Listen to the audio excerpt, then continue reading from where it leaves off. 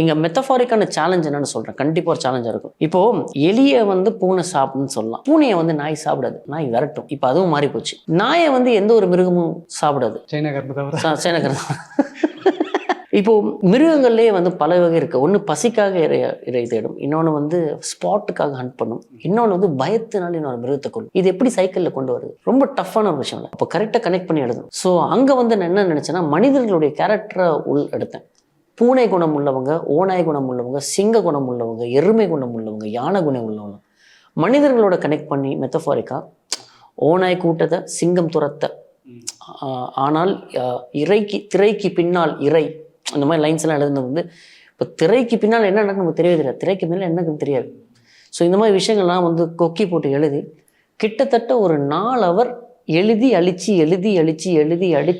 எழுதி முடியாத பட்சத்தில் நாளைக்கு வந்து எழுதுறேன்னு சொல்லிட்டு கிளம்பிட்டேன்.